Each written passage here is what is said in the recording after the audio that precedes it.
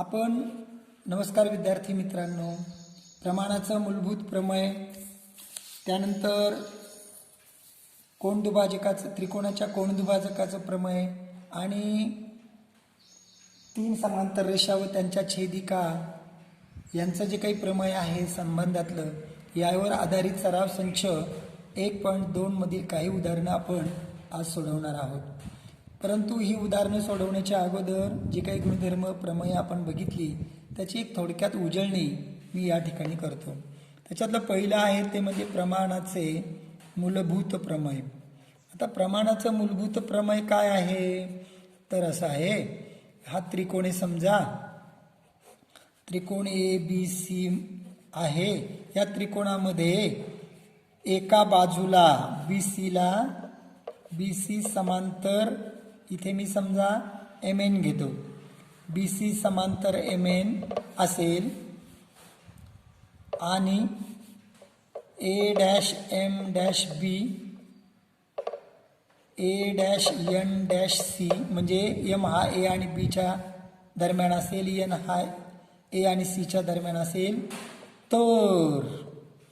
तर AM/MB बरोबर AN/NC म्हणजे AN/NC AM/MB हे सारखे असतात गुणोत्तर. म्हणजे एखाद्या त्रिकोणात एका बाजूला समांतर असणारी रेषा इतर दोन बाजूंना दोन भिन्न बिंदू छेदत असेल तर ती रेषा त्या दोन बाजूंना एकाच प्रमाणात विभागते, AM/MB AN/NC. हे झालं प्रमाणाचं मूलभूत प्रमेय. या प्रमाणाच्या मूलभूत प्रमाणाच्या व्याख्या सुद्धा आहे. प्रमाणाच्या मूलभूत प्रमेयाचा व्यत्यास. आता हा व्यत्यास काय आहे तर तो व्यत्यास असा आहे, इथे बघा, जर तुम्हाला उलट दिलं, जर हीच आकृती घेऊया, जर AM/MB बरोबर AN/NC तुम्हाला जर दिलं की ही आकृती अशी आहे, त्रिकोण ABC आहे, MN ही एक रेषा आहे आणि ती M आणि N मध्ये अनुक्रमे AB ला आणि AC ला छेदते आणि AM/MB AN/NC यांची गुणोत्तर दोघांची सारखी आहेत, तर काय MN समांतर BC. म्हणजे हे MN जर MN BC ला समांतर असेल तर दोन्ही गुणोत्तर सारखी आणि जर दोन्ही गुणोत्तर सारखी तर MN ही BC ला समांतर. हे त्याच्या प्रमेयाचा व्यत्यास आहे. म्हणजे एखादी रेषा तुम्हाला जर दिली आणि ती बाजूला समांतर आहे की नाही ती शोधायचं असेल तर याचा उपयोग करायचा. आणि इथे काय उपयोग आपल्याला होतो, गुणोत्तर समान आहे की नाही हे शोधण्यासाठी आपल्याला ती समांतर आहेत ते जर दिलं तर आपल्याला ही दोन गुणोत्तरं सारखी आहे ते सांगता येतात आणि त्याच्यावर आधारित उदाहरणे सोडवता येतात. आता या दोघांवर आपण उदाहरणं सोडवूया, बघूया कशी उदाहरणं असतात ती. तर पहिलं उदाहरण मी प्रमाणाच्या मूलभूत प्रमेयावर आधारित घेतो. ते असं आहे बघा, ते उदाहरण असं आहे की त्रिकोण ABC मध्ये, उदाहरण घेऊया, त्रिकोण ABC मध्ये DE समांतर BC. जर DB बरोबर 5.4 सेमी, AD बरोबर 1.8 सेमी,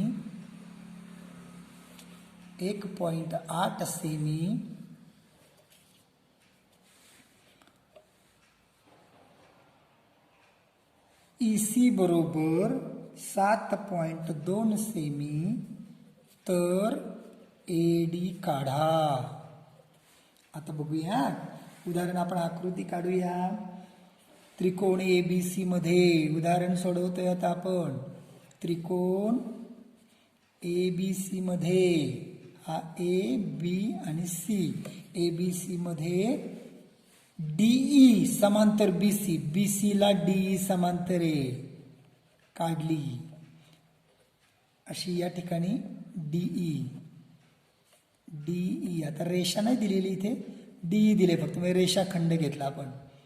D परत आकृती काढतो मी, 1 मिनिट.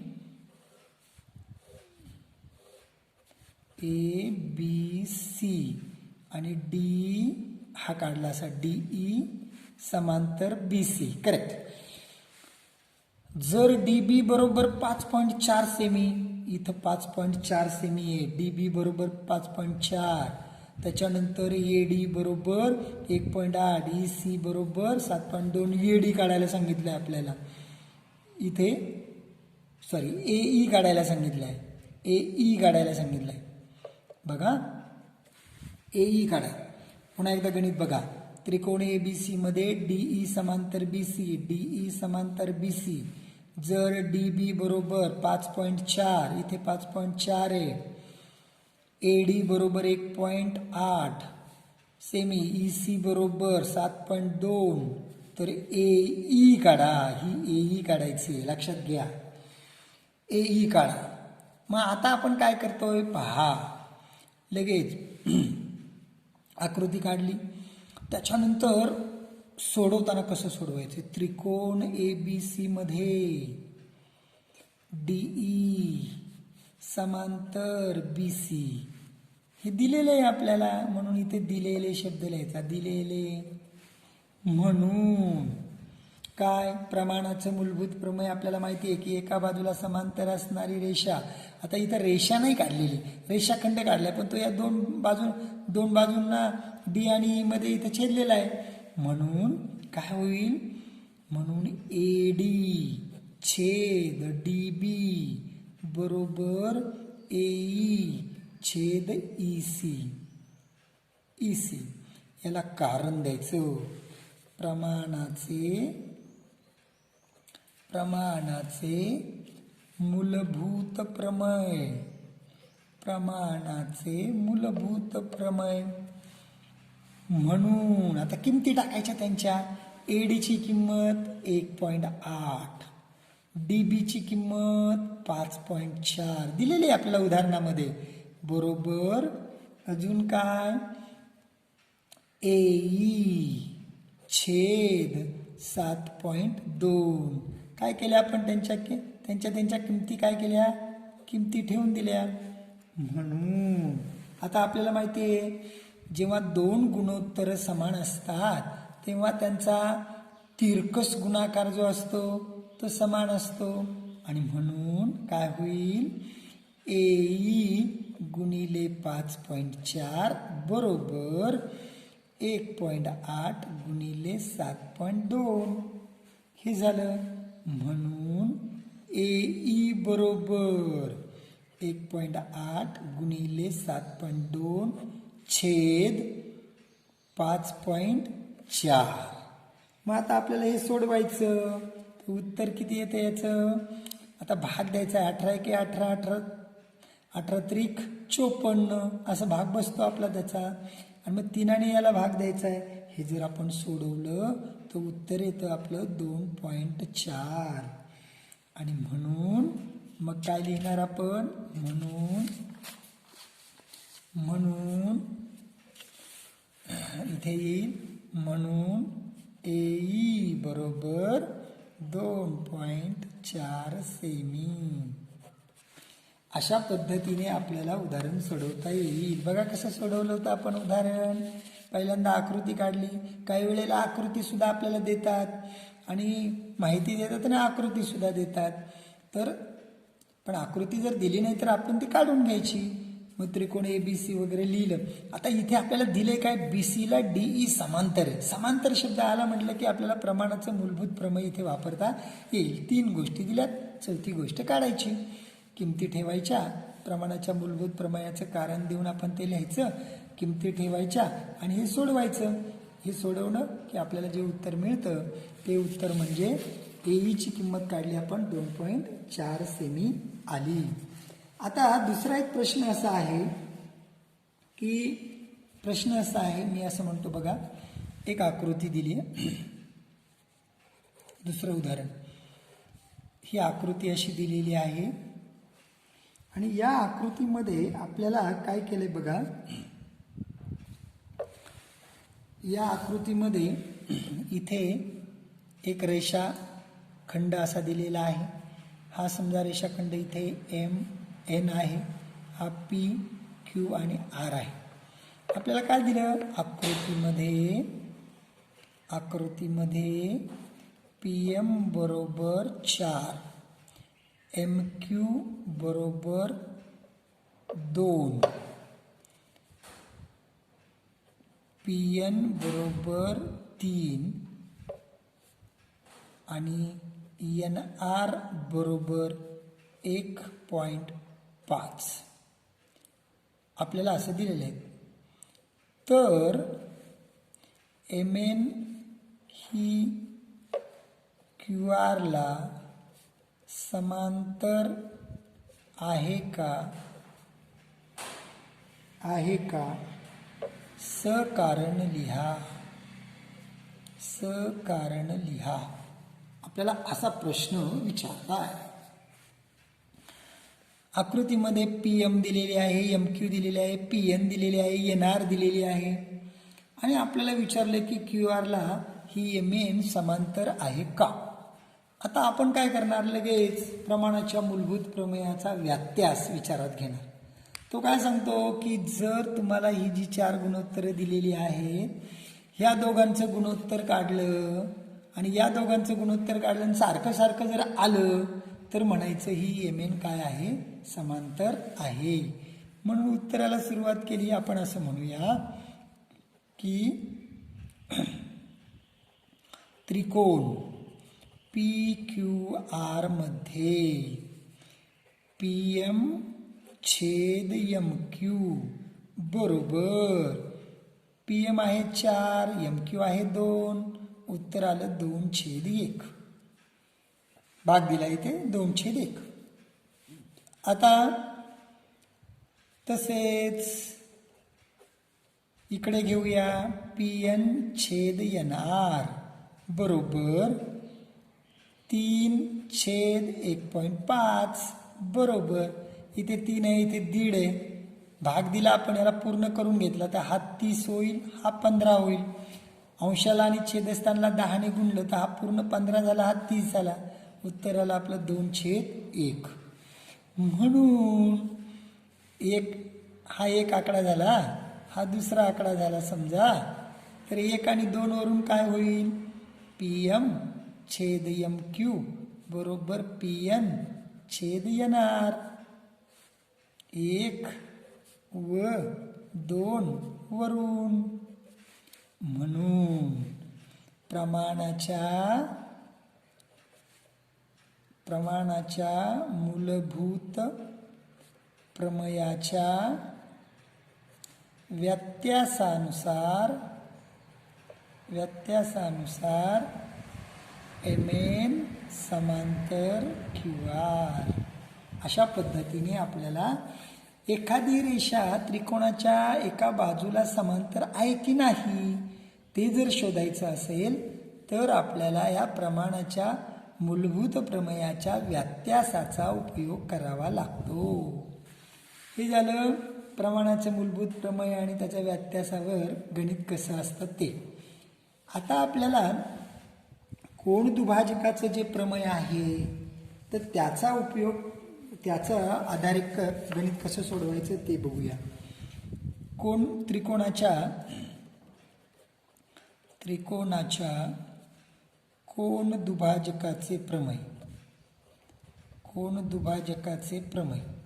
आता हे कोन दुभाजकाचं प्रमेय काय आहे ते थोडक्यात सांगतो. कसं आहे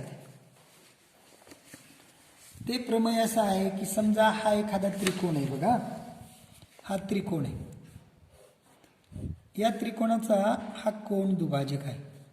2 सारखे सारखे भाग करतो. हा ABC समजा आहे आणि त्रिकोण ABC मध्ये याला D नाव देऊया. किरण BD हा कोन ABCचा कोन दुभाजक आहे. म्हणून काय होतं बघा, कोन दुभाजकाचं प्रमेय काय सांगतंय. आता समजा हा ABC या कोणाचा हा BD कोण दुभाजक आहे, म्हणून काय होतं AD छेद DC याची लांबी छेद याची लांबी बरोबर BA किंवा AB छेद BC. म्हणजे इतर दोन बाजूंच्या गुणोत्तरामध्ये हा जो काही कोण दुभाजक आहे तो तिच्या समोरच्या त्या कोणाच्या समोरच्या बाजूला दुभागत असतो, दोन भाग करतो. म्हणजे AD छेद DCचं जेवढं गुणोत्तर येईल तेवढंच गुणोत्तर ह्या ज्या दोन्ही BA आणि BC आहे ना त्यांचं गुणोत्तर येतं. हे कोण दुभाजकाचं प्रमेय आहे. याचा व्यत्यास काय असेल बरं. जर तुम्हाला आता मी असं म्हणतो व्यत्यास काय आहे. जर तुम्हाला असं दिलं AD छेद DC बरोबर BA छेद BC आणि मग तुम्हाला विचारलं हा BD त्याचा कोण दुभाजक आहे का, तर हो. जर AD छेद DC आणि BA छेद BC जर आलं तर जर आता मी म्हणतो जर AD छेद DC बरोबर BA छेद BC तर BD हा कोण ABCचा दुभाजक आहे. म्हणजे दुभाजक आहे की नाही हे ओळखायचं जर तुम्हाला असेल एखाद्या कोणाचा तर तुम्ही काय करणार, या दोन बाजूंचं गुणोत्तर काढणार आणि त्या कोण दुभाजकाने तिच्या समोर त्या कोणाच्या समोरची जी बाजू आहे त्याचे जे दोन भाग केले त्याचं गुणोत्तर काढणार आणि ती गुणोत्तर जर सारखी आली तर म्हणणार की हा कोण दुभाजक आहे. म्हणजे तुम्हाला या कोण दुभाजकाचं प्रमेय आणि व्यत्यासाच्यावर आधारित गणितं कशी असणार.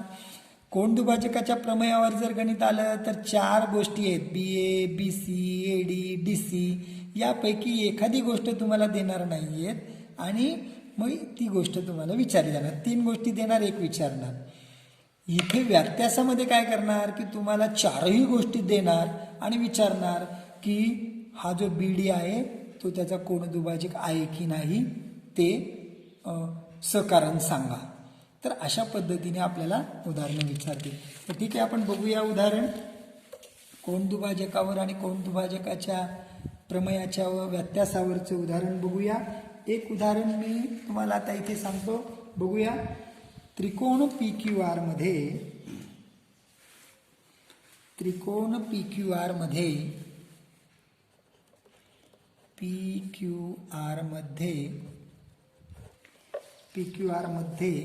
रेख आर्यस हा कोण R चा दुभाजक आहे. जर PR बरोबर 15, RQ बरोबर 20, PS बरोबर 12 तर SQ काढा. त्रिकोण PQR मध्ये आता त्यांनी दिलेला आहे. त्रिकोण PQR मध्ये PQR त्रिकोण PQR मध्ये रेखा आर्यस असं दिलेली आकृती. आर्यस हा कोण R चा दुभाजक आहे.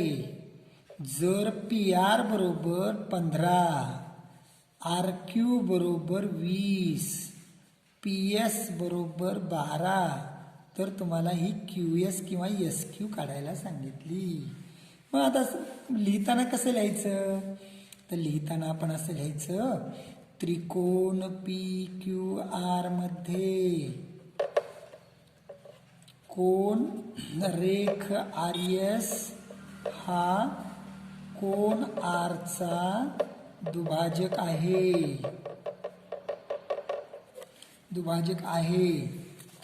म्हणून म्हणून काय होईल, समोरच्या बाजू त्याचे दोन भाग झाले PS छेद SQ बरोबर. आता PS इकडची बाजू घेतली ना तर हीच बाजू पहिल्यांदा घ्यायची. RP किंवा PR RP छेद RQ आता आर पी म्हणजेच पी आर. मग इथे कारण लिहायचं पुढे त्याला. त्रिकोणाच्या कोण दुभाजकाचे प्रमेय म्हणून आता किमती टाकायच्या. पी एस 12 एस क्यू काढायची बरोबर आर पी किंवा पी आर 15 आर क्यू 20. आपण हे लिहून टाकलं, किमती ठेवल्या. म्हणून आता एस क्यू गुणिले 15 बरोबर 12 गुणिले 20. जर दोन गुणोत्तरे समान असतील तर त्यांचा तिरकस गुणाकार सारखा सारखा असतो. म्हणून एस क्यू बरोबर 12 गुणिले 20/15. आता भाग द्यायचा आणि उत्तर काढायचं. तुम्हाला जसं सोयीस्कर वाटेल दोघांचा गुणाकार करा आणि मग त्याला 15ने भागा, किंवा डायरेक्ट तुम्ही इथं गुणाकार चिन्ह आहे म्हणजे तुम्ही डायरेक्ट सुद्धा भाग देऊ शकता. इथे आपण दिला 5 त्रिक 15, 5 चोक 20, 3 एके 3, 3 चोक 12, 4 चोक किती आलं उत्तर? एस क्यू बरोबर 16. म्हणून आपल्याला एस क्यू काढायला सांगितला होता, तर तो एस क्यू किती आला? 16 आला. तर अशा पद्धतीने आपल्याला कोण दुभाजकाच्या प्रमेयावर 3 गोष्टी दिल्या, चौथी गोष्ट आपल्याला विचारतात. आता